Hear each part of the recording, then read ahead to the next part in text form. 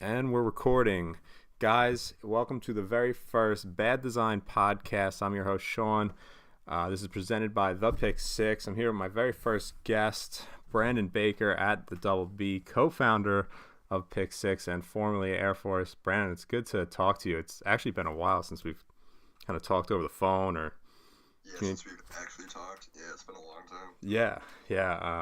It's nice to talk to someone other than just texting. 'Cause I feel like texting cannot be very personal. So Yeah, dude, I'm rough with texting. I always misinterpret the way things come through sometimes. for sure, you can definitely not understand what someone's meaning is behind something. So it's good to talk to someone through voice. Communicating. Right. So I wanted to talk to you a little bit about Air Force. I know you had left there. What was it? 2 months ago? 3 months ago?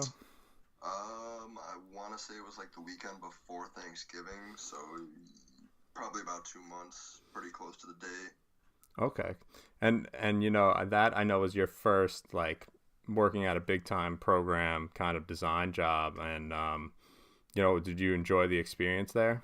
Yeah, it was absolutely one hell of an experience.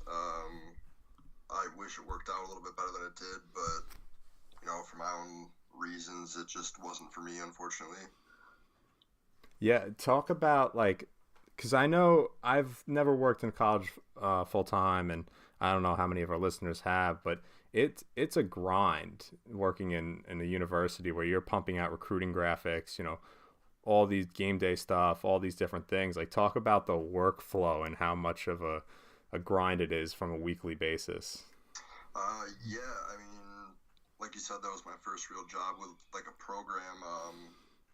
I freelanced a little bit before that, so I mean, I'm not new to the work, but as far as the grind goes, yeah, it was pretty crazy. Chris, who was the guy that I answered to mostly, he told me that before I took the job that it was going to be a lot of work, and I mean, you're probably sitting there at home, you're thinking about it, like, yeah, a little work, like maybe like an extra 10 hours a week or whatever, but you actually get down there and start doing it, and yeah, I mean, it's like 60, 70, sometimes even more hours a week just sitting in front of a computer screen making whatever comes across your desk, pretty much. Yeah, to bust out all these graphics and working like 9 to 9, and then when Yeah, you travel and then you come home, you come back the next day and you got to work again. yeah, I think I moved down there in basically the beginning of September. We'll say like September 1st was my first day there for just general purposes. Um, I think I had like maybe a sick day or two, but other than that, I had maybe 1 or 2 days off throughout like the whole year. Well, not the whole year, the whole like 4 months or 5 months, however long I was there. But yeah, it was pretty crazy. I mean, we would be flying out for games on Fridays or Thursdays sometimes, and I mean, games around Saturday, we'd be heading right to the airport to leave and head back after that. I mean, we wouldn't be getting home sometimes until like 2, 3, 4 in the morning, Sunday morning, and then got to go into work at noon on Sunday to get right back into it. So it's definitely a grind. Like, I know a lot of people want to do it, but if you guys are listening to this and it's a career you want to like pursue, you just really need to understand that it is a lot of work at that level when you're with a program. Yeah, it seems like just especially when you're not with a team. Like, I don't know how many members of your like creative team were at Air Force. We had two. There were two of us. So it was you and one other person. Yeah, Chris Miller. Let me find his Twitter handle right here. Give him a quick shout out. It's at CM1984. He was their video guy. He's the one that basically brought me on board with them, but he handled a lot of the video work. I handled most of the graphic work, recruiting, game week, all that stuff. I mean, it definitely would have been nice to have some help, but there were some restrictions that it just didn't really work out for us that way, unfortunately. Yeah, well, when you have a budget and you're trying to manage, with a team like that, I'm sure most schools can only afford to have so many graphic designers on board. Even the bigger programs like Alabama and Texas and Ohio State, they only have, I think, about 3-4 guys. But that certainly helps the workload if you have one guy focusing on recruiting, one on game day, flyers, etc., billboards, So that's a lot to manage. It's a lot to manage, especially as one person. Yeah, it was definitely a lot. I mean, it was a great experience, as I said. I mean, I was only there for a couple months, but definitely learned a lot more than I thought I would have. I didn't learn as much as I would have liked to, but like from a graphic sense and like growing myself, but from the job as a whole, learning how to like manage a program's graphics and get a set schedule going of what needs to be done every week. It was a heavy like template driven job. So pretty much any like game week graphic that I could just like make a template for and just save myself that much time just updating something rather than making something brand new every time helped a lot. So that was good to learn. I'm trying to think what else I really took away from it. Was there any, you said you had like a couple sick days here and there, but when football season was over, were you off for like an extended period of time? I believe so. I unfortunately didn't stay till the end of our football season. I think I missed 2 games. I think I missed the last 2. They make a bowl game? I do not believe so, no. I wasn't sure how Air Force's season had went, so I was curious. But yeah, talk about also relocating, because you live in Buffalo, and you have to move all the way across the country to Denver, Colorado. That's a bit of a transition there. Yeah, it was definitely a big move, and the way that it all played out, it happened in a very short amount of time. So I think from Chris first getting in contact with me to me accepting the job and me getting out there, I mean, it was definitely less than a month. Probably even shorter than that, but I mean, it was rough because when I left where I was working, I wanted to give him 2 weeks notice, obviously. And I let him know that after I did it, and there were some issues with it because they wanted someone out there as soon as they could get him to just get a jump on the season that was about to start. And I had to cut my notice short at work. I had to buy a lot of stuff for my own place, basically. So, I mean, it was just a lot of money. It was a lot of time driving out there on its own. Like, I didn't fly out there. I drove out there because I had to get everything out there. It was basically about a 23-hour drive one way. So, yeah, it was a pretty hefty trip. It's not like I was moving to Ohio or Pennsylvania or anything. Yeah, that's a bit of a hectic, turnaround there to leave your former job and then, on short notice and then travel all the way out there and kind of get started, I'm assuming, right away. Because like you said, football season was right around the corner. Yeah, the first day I got there, I went in at like noon. They just gave me like a tour of the facilities and everything, like the whole campus, all that. And then the next day I was in first day of work. So yeah, it was pretty much just get out there as fast as I could and get right to work. What was the coolest part of that experience? Was it the traveling to like Michigan or the seeing the base there? Like, what was the thing you thought was the coolest about working at Air Force? Oh, that's a really tough one. The coolest I gotta give to the mountains right behind the base. I mean, I'm not a morning person at all, like by any means, but there was just something about driving up at like 7 o'clock in the morning every day and just seeing these gigantic mountains like towering over. That's just like, all right, today's gonna be a good day. It was just absolutely beautiful scenery.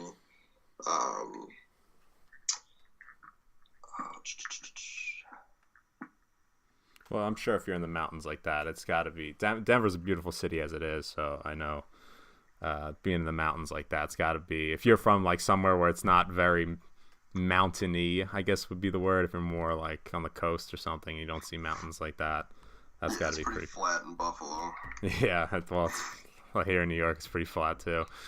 Uh, But yeah. I mean, traveling was amazing. I haven't been on a plane since like a couple months before 9/11, so we're talking like I don't know what is that, Oh, that's like 17 like years you're 7, talking. yeah, Yeah. right, 17 years ago. So I'm going from like driving everywhere or not even really traveling to flying out once a week or once every other week.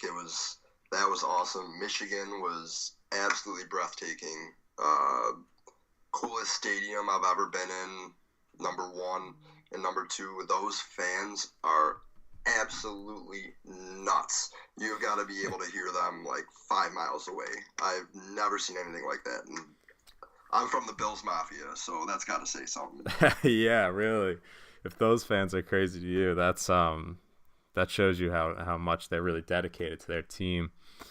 So when you traveled, was it like did you have your own private plane or was this like a commercial flight? I'm just curious what schools how they kind of do that. Yeah, they actually had their own private charter. So we would drive to. Oh, I'm trying to think of the name of it. I don't know. We'll just call it like the Plane Center for shits and giggles. I know they had something better for it, but we would pretty much just drive there, and then just walk through this little tiny area. And then when the plane was ready to board, we'd just walk right out onto the tarmac, and no security or anything really. We would just hop on the plane and take off, and everyone was loaded and everything, and then that was pretty much it. Wow, that's great because I'll tell you what, going through an airport, security and all you're checking your bags and whatnot, that's got to be a wonderful experience having your own flight. Yeah, well, that's the other thing with not having flown in like 17 years. Now the next time I go to fly at an airport, I'm going to expect to just walk onto the damn plane, and I'm going to have to go through all that. So Yeah, waiting online, it sucks. It sucks. So moving on from Air Force, I mean, it sounds like you had a great experience there, but I wanted to kind of get your take on where do you fall on the work for exposure versus the work only for pay argument. That had been a big thing a couple weeks ago. yeah, and I mean I've been on both sides of that, but I mean I guess it's just up to the artist that it's affecting. I mean I can only speak for myself on this one, but I mean for me to work for just exposure, it would have to be some pretty damn good exposure. Right.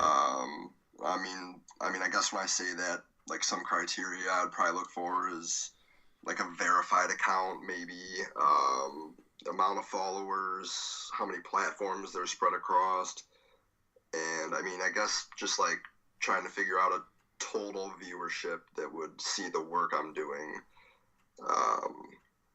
Like if I had someone local come to me and ask me for something, I really don't think I really don't think I would work for free. But I mean, if like Nike or Adidas hit me up and said, "Hey, we want you to make some posters for us. We can't pay you, but I mean, you can probably try and negotiate some gear or something, at least get something out of it other than exposure." But I don't know. That's just a really touchy subject. Yeah, I mean, we saw a lot of that on Twitter probably about 2 weeks ago. I forget who it was, but they had posted an email of a major company coming to them and giving them a very short budget. It wasn't totally for free, but it was maybe like $100 for work that was well over 2,000.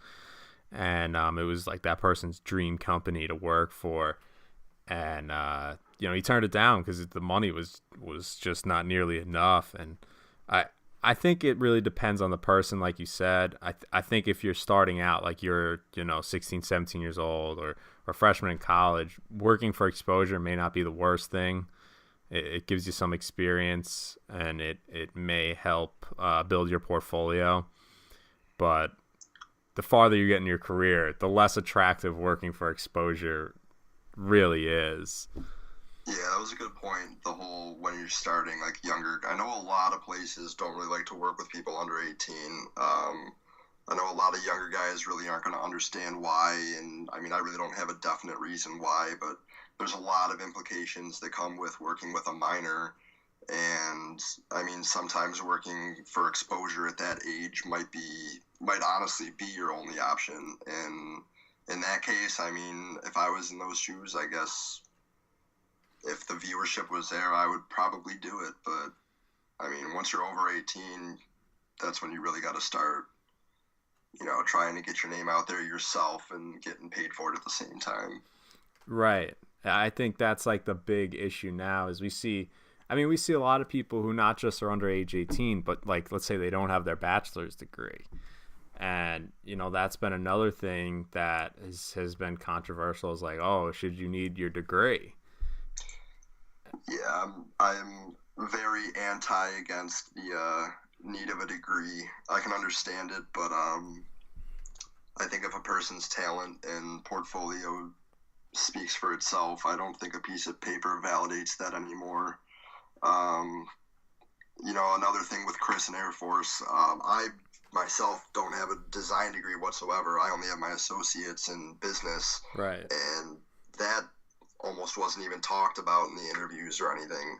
So personally, I feel almost a little lucky that I got in where I got in when I got in without a degree. And I mean, even if I don't get a job in this field ever again, I have experience in it and I have it without a degree. So, I mean, that'll definitely help trying to find a job in the future.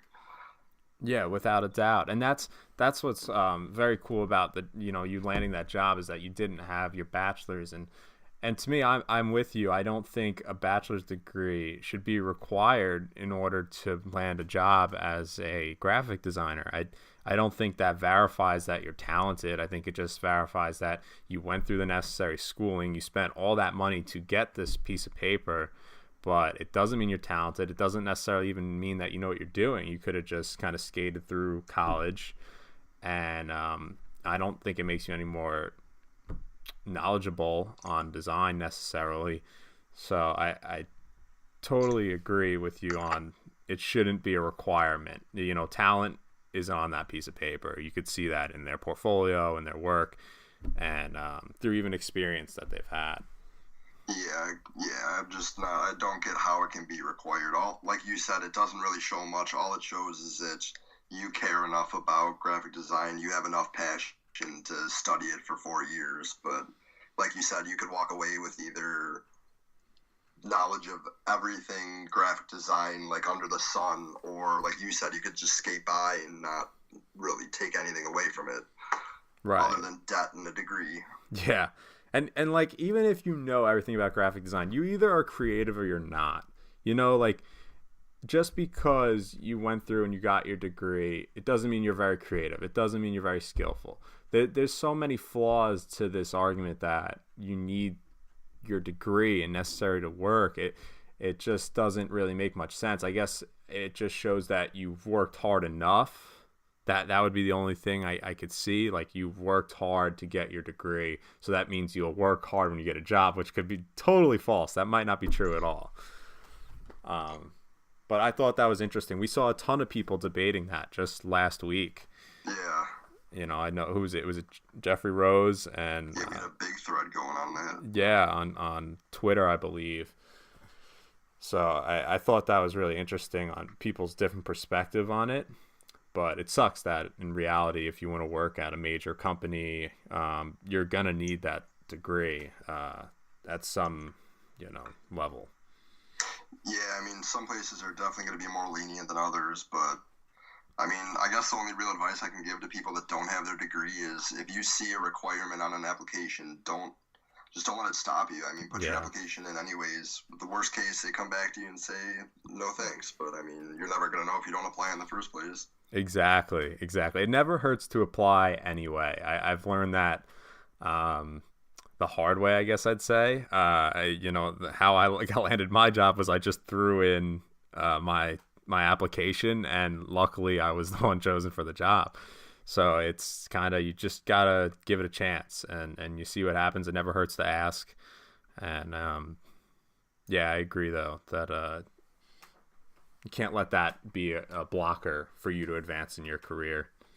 Yeah, because I mean, before I started at Air Force, I looked at a couple before I was even in talks with them, I looked at a couple applications that would pop up. Trenches would tweet it or whatever, and most of them I would see the bachelor's degree and however much experience required. And, you know, when you're younger and you see that, like, in print in front of you, you just assume that they're, like, firm and strict on that as a requirement. But that's not always the case. Yeah, absolutely. Absolutely. What this is random, but you know, I just saw something as I was scrolling through my topics here. What was your reaction when the Bills made the playoffs? Oh my God. If any of you are friends with me on Snapchat, I apologize for every snap that happened that night. But man, I'm really, it's bittersweet for me. I'm not a big Tyrod fan whatsoever. I respect him. Dude's a hell of an athlete. He's always shown up for us, but I just never saw our franchise quarterback in him. Right. I don't get how some people still do, but I mean, being as a Bills fan in general, and only being 24 years old, I never seen a playoff game that I remember. So it was, honestly, I really can't even sit here and describe the feeling to you because it's something that I've never felt before that day, and it was really like a larger than life moment for us. And a lot of people are going to say that probably sounds stupid, but man, what a night. I'm sure, and I can relate because just last year was really the first time I had seen the Raiders make the playoffs, and you know, it was just like an unbelievable feeling to finally see your team break through, and even if you don't make it out the first round, just to make it to that point is an accomplishment in itself. So, you know, that was really cool. I was happy for you guys. What a what a way for the Bills to do it too. And they're supposed to be rebuilding. They win 9 games. The Bengals come out this miracle win against the Ravens, and you guys sneak in. Just a very Bills thing to do, I felt like. I mean, we trade Marcel, trade Sammy Watkins, traded Ronald Darby. Everyone thought we were tanking, and we end up in the playoffs. But like you said, I mean, the way it happened with Andy Dalton throwing that miracle to Tyler Boyd. Yeah, 4th and 10, I think it was. And I mean, I was at the bar with a couple of my buddies, and we had the Bills game on almost every TV. And we got to like a point in the 4th where we were like, okay, this game's over. Let's put the Baltimore game on now because that's what really matters before we start like celebrating anything. Yeah. And, you know, it's a good game. They're getting back into it because I think Baltimore was winning for a little bit. They were, yeah. So Cincinnati was starting to come back, and we're like, okay, like this might actually happen tonight. Like this might actually work out for us. And it's getting closer and closer. And then as time's getting closer to ending in the Bills game, we were watching it, and the Bills are like almost starting to fall apart, and we're like, well, turn off the Baltimore game because we're about to lose it ourselves and not make it. But luckily we pulled it off, and then Andy Dalton. I can't believe he made that throw. Yeah, truly, Andy Dalton doing something right for the first time in his career.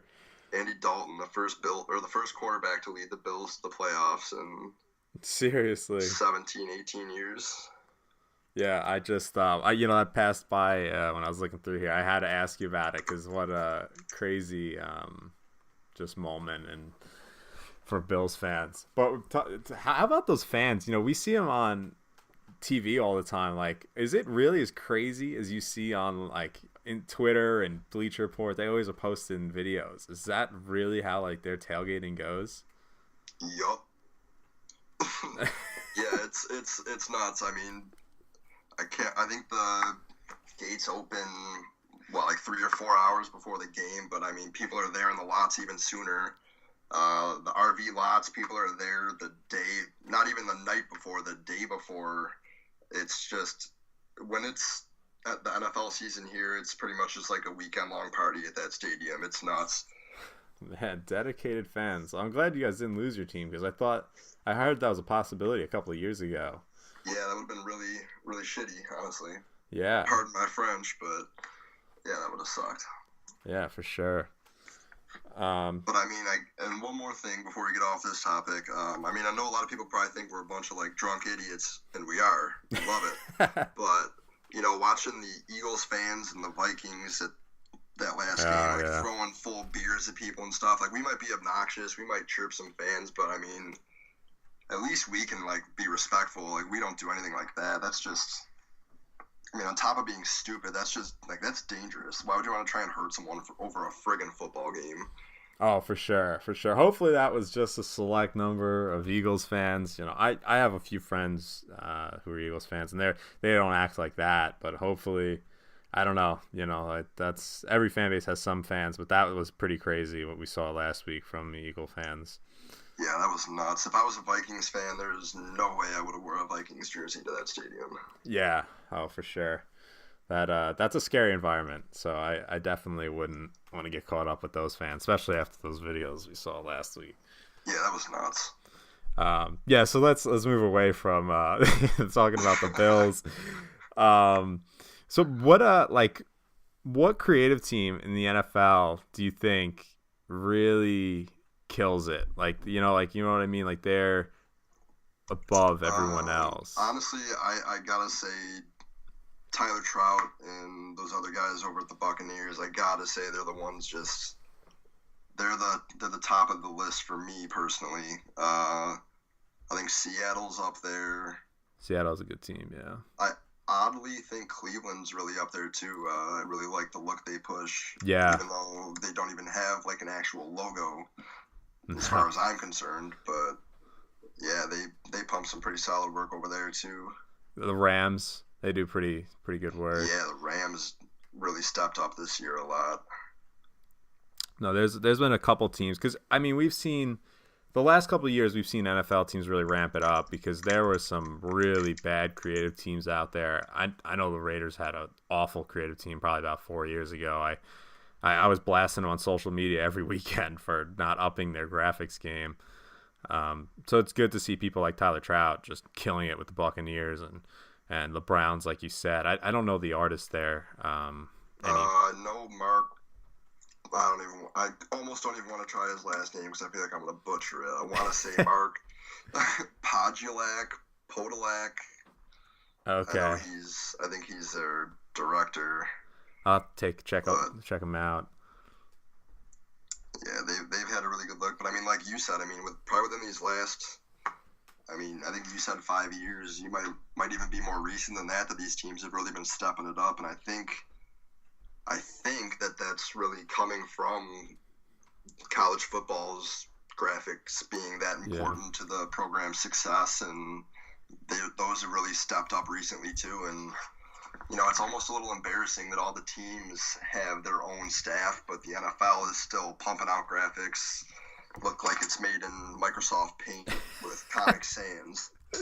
I mean, I'll give them some credit. They've been stepping it up a little bit here and there lately, so we'll give them another year and see how they're doing. Yeah, well, I was gonna say they recently stepped it up. They hired Brandon Minter, and he's like their new social guy for design, and he's been doing a really great job. At least this past year, I would say, or season, I would say, I'd noticed a little bit of an uppage in their social media graphics. So.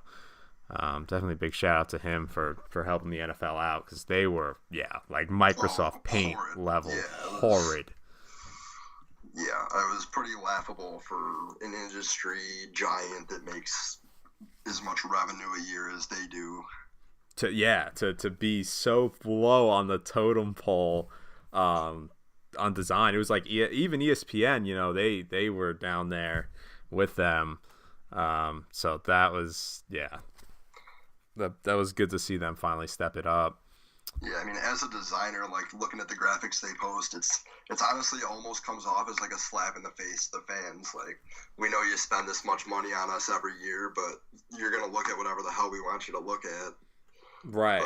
But I might be the only person to interpret it that way. But yeah, it's just not a good look when you're that large of a brand and it's not fully consistent across all your platforms. Oh, for sure. And I think for like most people who don't understand like why a company like that would really not put a focus on social is it falls on someone who like that social media manager. So he probably was the guy designing the graphics, and then the NFL was like, all right, well, we have a larger budget, we should be producing better content, and that's finally when they probably hired someone. So sometimes it's hard to understand like the situation there. But yeah, definitely not trying to talk down on the guy that's there. I mean, he's probably doing his job, and then there's someone tweaking it or whatever. right, because you have I a whole feel like, reporting process. yeah, I feel like they just don't have anywhere near the creative staff they should have.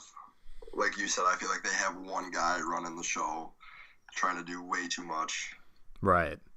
Actually, that was one thing I missed when we were talking about Air Force. Like, what was your your reporting process? Like, when you made something, did you have someone who looked over it, gave you corrections, and then you had to go back? Like, was there that kind of process there? Well, every morning we would get together. It would have been Chris, me, Steve Sen, who is Air Force's director of recruiting, Bobby Brown, who is the assistant director of recruiting, and I mean, it would pretty much just be us four every morning for like maybe 15 minutes, just get a game plan for the day on what we needed for the day, and then anything we wanted for like the week ahead, just to have it like in writing, all getting our ideas out there and everything. But as far as myself personally, when I made something and finished it, Chris and I worked a lot on what we wanted to post together, like just us, because it was pretty much just up to us. We were the only ones really doing the work for it. So when I finished something, I'd just walk over to the other side of the office, throw it over to Chris, and he'd bring it up on his giant TV monitor, and we would just kind of just lean back and look at it and kind of just revise it from there, maybe call some other eyes in to go over it, see if anything needed to be tweaked or changed, and then pretty much just schedule it to be posted from there.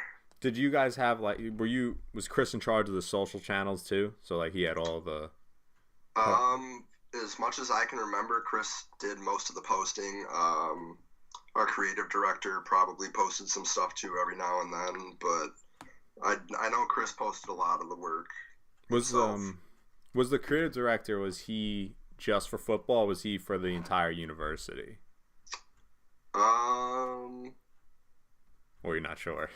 Yeah, that's actually a really good question. I don't think he was just for football, but I don't think he was for the entire university. I want to say, and I could be wrong with this, but I want to say it was like the top 6 profiting sports or something along those lines that he like overlooked.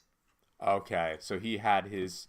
All right, so he was over like sports and okay, that makes sense. And like the larger sports, so like basketball, hockey, football. And then, yeah, whatever other sports were big over there. That makes sense. I was trying to relate it to like so like on my creative process at work is much stricter than it seems like you had went through. So I'm obviously the lowest level, so I report to my creative director first, right? So if I make something for social media, he's going to overlook it, make sure it follows our brand, our guidelines, and then he'll give me back any edits if there are any, and then that will be submitted to marketing. And then marketing takes a look. They'll give me back their edits, and I'll go back and make those changes. And then after marketing, let's say we have many divisions of USA football, so let's say it's for NFL flag. Then it will go to them, and they'll give me their edits, and it will come back.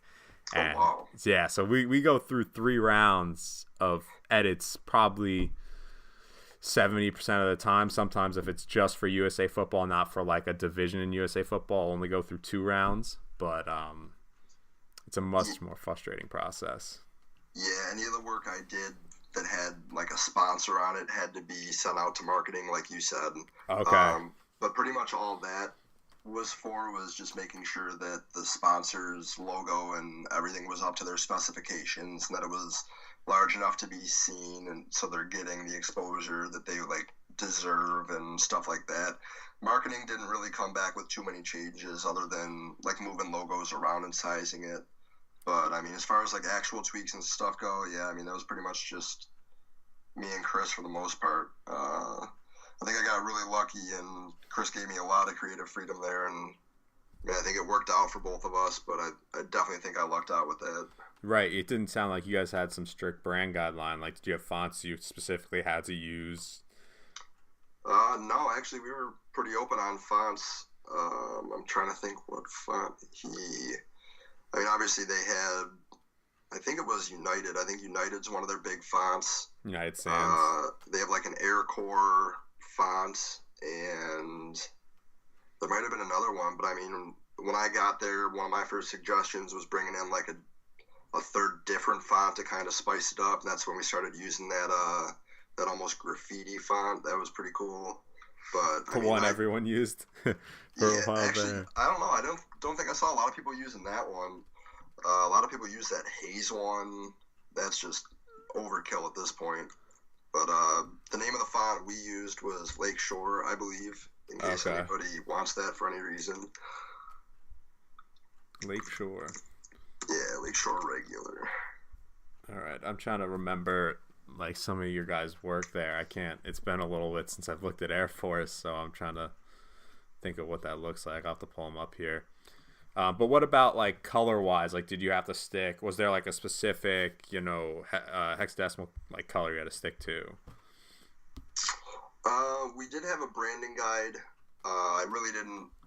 I mean, other than the information I really needed out of it, I really didn't look at it too often. As far as the blue went, we had Pantone like colors for it, but I didn't really take the time to make sure it matched the hex code like specifically. I would more just load the logo in, eyedropper tool the blue, and just get going from there. Okay. All right. Yeah, that's funny. Yeah, because you should see. Like, so for USA Football, we have a very long brand guideline book, I'll say, and Yeah, didn't you send me it? yes, that's When I right. did that That's NSD right. stuff for you? That's right. I forgot I brought you on for that. Well, it was almost a year ago, actually. Exactly. That was nuts, dude. That was like 50 graphics in like 3 days. That was Yeah. crazy. I forgot that you had came on with us for what was it? It was the NFL Combine, I want to say, or Oh, I think it was National Signing Day. National Signing Day. That's what it was. Okay. Yeah, and you saw that booklet. So we got the blue, which RGB blue is 09254A, and then we've got the red, which is was it 9E0A0F or something. So like I have to like try to remember those codes. I mean, you could eyedropper it, but yeah, we've got our hexadecimals for our, whatever our colors, and then we have the route. There's the 28-degree angle.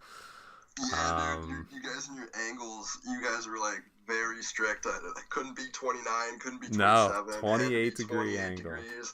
I loved it. I love like how specific it is. Oh, and we have the same two fonts we use: Alternative Gothic #3, and then Fear of Sans Serif. So yeah, very very strict. There's not too much leeway, but I actually enjoy that because it gives you very good guidelines to staying consistent. Or if you look, our stuff is very consistent. So.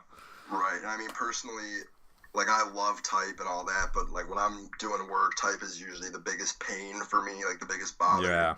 So having those set fonts like you have, like you can't really work outside of that. Like I think that's pretty nice. Like that just saves a lot of wondering and frustration that you might be using the wrong font or anything because you really can't use anything else. So I think it's a blessing in disguise almost. Right, like because some people look at it as it's like limiting you creatively, and sometimes it can be frustrating, but a lot of the times it's like it's easy. It's like, oh, I don't have to worry about what font choice I need to make here. And yeah, that certainly can be a big relief in some ways. It's like, okay, I know what font I'm using here that will fit. Yeah, and there's still works around it. I mean, you could like cut the font out of a square or something, have it like blank in the middle. Like there's a lot of ways you can work around like having to be stuck with a font. Right. Yeah. So it's just interesting to hear people's different workplaces because not everyone has a brand guideline. Everyone has different kind of working situations, I guess I'll call it. Yeah, and how much freedom they have. You're right. What they do. Right. So that's pretty cool though to kind of see the inside of a college. I'd be curious to see what some of these bigger colleges like the Ohio States and of the world kind of have to what their kind of guidelines might look like if they have any. Yeah, I would love to like shadow Aaron Bills or like Sammy one of these days. Like just like hide in their shadow and just spend a day. Like that'd be awesome. Yeah, just to kind of. I can't imagine what they do. That's got to be. I would wake up with the biggest smile on my face every day. That'd be insane. Yeah, you met Aaron, right? You saw him. I did. Yeah, Aaron Aaron was a little shorter than I thought he was going to be. I hope he doesn't listen hate me to for this. saying that, but Yeah. he was a little shorter than I thought he was going to be. But he was a very genuine person. I really appreciated him taking the time to meet me while I was there. I wish I got to meet Ty too. I was a big fan of him with Ty Duke. Rogers. That's my favorite team, obviously. So I've always been a big fan of Ty's work, but they pump out a lot of work and a lot of high quality work, the both of them. Yeah, they had the little bit of a rivalry there with the people with the logo on the top. What was it, the cutoff thing? I know we saw them kind of talk about that with Ohio State and Michigan. They already got a rivalry as it is. Now they got a design rivalry. We got the logo thing going on. Yeah, with OSU, Michigan. Yeah. That was, honestly, I'm not going to lie to you. I definitely took that from them. So. Oh, I think a lot of people have. A lot of people did. Yeah, that's really that's a great segue onto what I wanted to talk about next. Between we saw Chris Stoney from what's it called, from a UCF post the side by side of his graphic of the stadium, kind of like breaking down the overview, and then you saw Nebraska just totally rip that idea. Yeah, and so like my thing is, where does inspiration and just rip off, like where's the line? Because if you saw recently, everyone was doing the Culture 2 graphics, right? Everyone was just ripping, and it was obvious. Like, why is that not considered a rip? But the Drake cover. Yes, and why is that considered okay? But when someone does this, and I'm not backing the person from Nebraska, but I want to ask the question: why is that not okay? But ripping the covers are.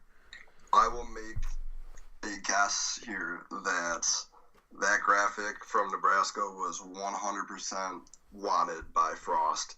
That happens a lot. That was something I learned, so a lot of the coaches on the staffs that you work with at these schools, they don't really understand how we do what we do. They just know we make pictures.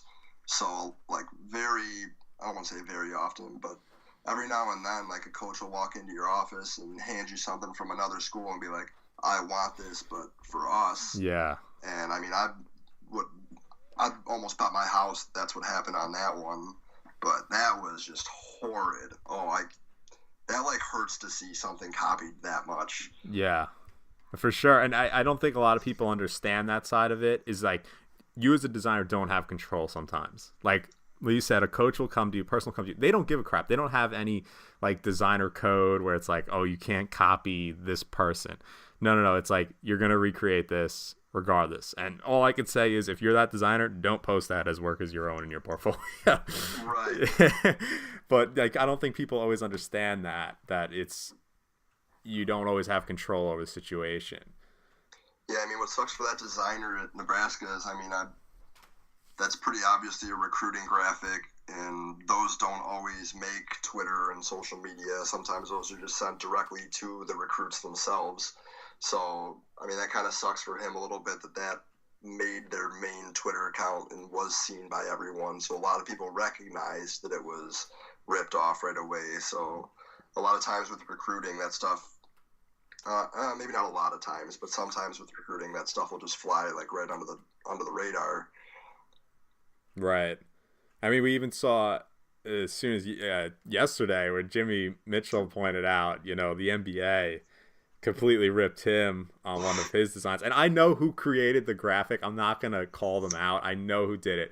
And I don't know if he did it on purpose because he thought it was a great look and he could just mimic it, or if he just was asked to do that. So I'm going to give him the benefit of the doubt there. But, something like that, is it so wrong for us to just rip each other off like this? That's the first topic we had. That's a really the working for experience. It's really touchy. It almost everybody's gonna view it differently. So, if you make something based off of someone else's work, but you change the hell out of it, and you're dead set to yourself that it's not the same whatsoever. It's not really tied to it, and you post it.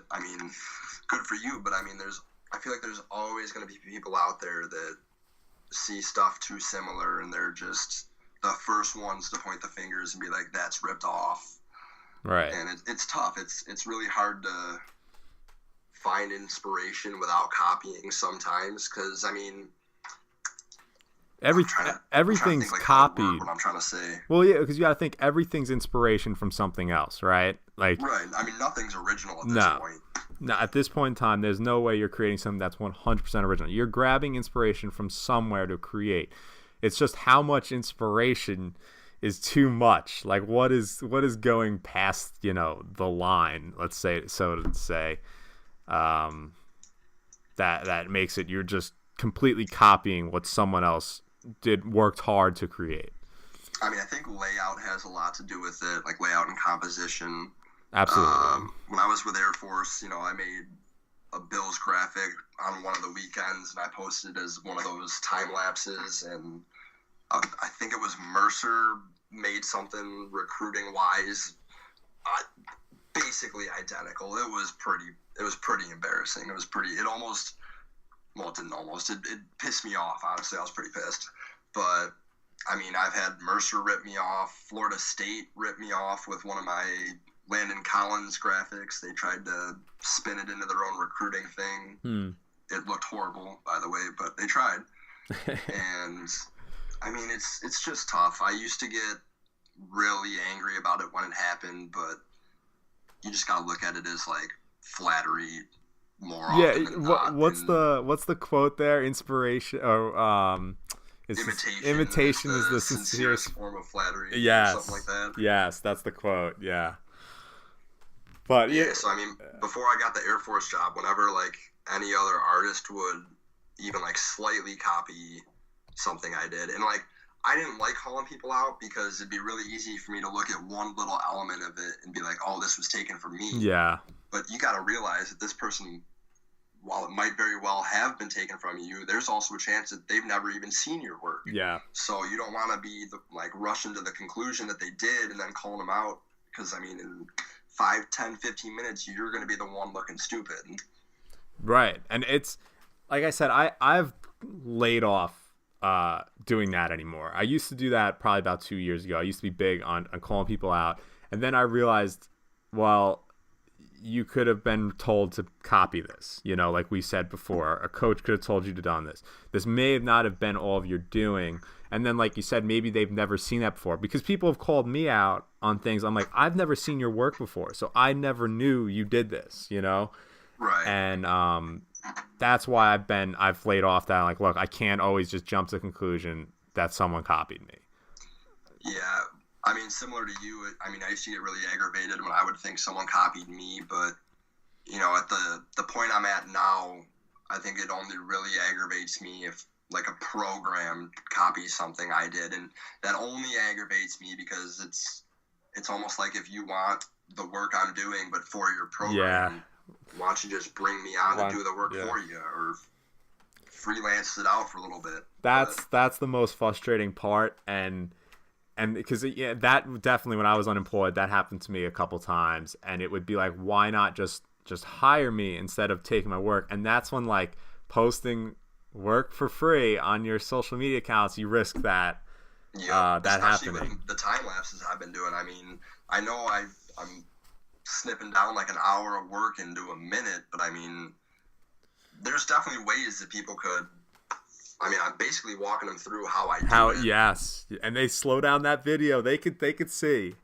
Seriously, I mean, honestly, they could download the video, and then the same way I sped it up, they could slow it down and just follow along with it. Well, and I love Chris, our intern Chris, in Top Dog, I think is his Twitter or Instagram username. He loves watching your speed arts, and he's told me he breaks them down to see exactly how you did something so he can learn. I mean, that's what I liked. I like you said, like we were talking about, I used to get really angry at seeing people like rip off stuff that I made, but I mean, doing these videos and stuff, I almost want to like encourage people to try and do what I did. Not programs. Like, don't take that shit and do it for your recruits. Pay me to do that. But I mean, if you're like trying to learn, I mean, try to follow along, do something, try to do what I'm doing. Yeah, I think that's a very touchy topic for graphic designers right now. There's a lot of big names out there who they'll call you out right away, and they'll let you know, and it's tough. It's tough, and I think it really just sucks when it's someone who did this work for free and then you rip them off, and those poor people didn't even get paid for what they had done. That's when it's really frustrating. But yeah, I'll throw Dan under the bus here. I mean, Dan used to be like the worst when it came to that, calling people out. And I mean, I love Dan. Dan and I are pretty good friends now. But oh, D-Guards, you're talking about? Yeah, he would call a lot of people out, and I mean, he had good reason. He had a very unique style. He still does. So I mean, it's pretty easy to tell when someone rips him off. But he's calmed down a lot with it too. And I mean, I think a lot of it's just maturity too. I mean, when I started doing this, I was like in my later teens, and I mean, I'm 24 going on 25 now, so I mean, I almost just don't even have the time to be petty with it anymore. Yeah. No, like I said, it gets to that point where it's like, there's only so much you can do. Saying something doesn't always do it justice. It doesn't, it just becomes petty, like you said. So yeah, Dan and I are pretty good friends now, but I'll never forget our first conversation. He made Tyreek Evans, maybe I want to say, on the Pelicans. He made a wallpaper for him, and it was the coolest thing I'd ever seen at the time, and I wanted to make that so bad. So I tried to do it, and I ended up making like 5 or 6 things like pretty similar to it. And he was pretty much at one point like, "All right, man, like cut it out. Like it's pretty bad." Just like, yeah, oops. Yeah, we've been good since. We've been pretty good friends ever since. So. What's up, Dan? Hope you don't hate me for throwing you under the bus. Yeah, I'm gonna let him know that his name was dropped in this, so to make sure to check that part out. No, but like I said, we've seen our fair share of people calling each other out, and it's something that will never end. It will always be an issue, and it's probably always dated back being an issue. It's just more wide now that the internet is how it is. So. Right, and I mean, if you're an artist, and you're gonna say you haven't been on either side of that, then you're lying. Yeah, you're not being honest to yourself if you haven't been on both sides of that. So right. Yeah, I definitely know. But Brandon, I really appreciate you coming on and spending this hour to talk, and it was good. It's great to have you on because you were one of the founders of the Pick Six, so it's like just fitting that we have you on first. Yeah. So, I really appreciate it. Guys, make sure if you don't follow Brandon already, at the Double B on both Twitter and Instagram, right? Yes, sir. So make sure to give him a look. If you don't follow him already, check him out. And Brandon, I guess you're looking for another design job, right? I mean, I was actually talking to a friend of mine about a position recently.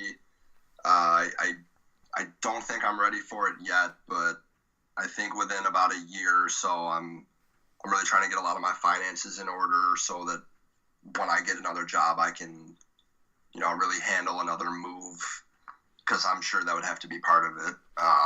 But yeah, I mean, hopefully within a year or two, I'm back with another program because, all this reflection on Air Force between today and the conversations we were having with the group yesterday, it's really making me hungry to get back into it. All right. Well, he's on the market, guys, so if you're interested. Yeah, Brandon at the doubleb.com. That's my email if you're looking for work. Hit him up. So thank you guys for listening, and tune in next time, another episode of the Bad Design Podcast.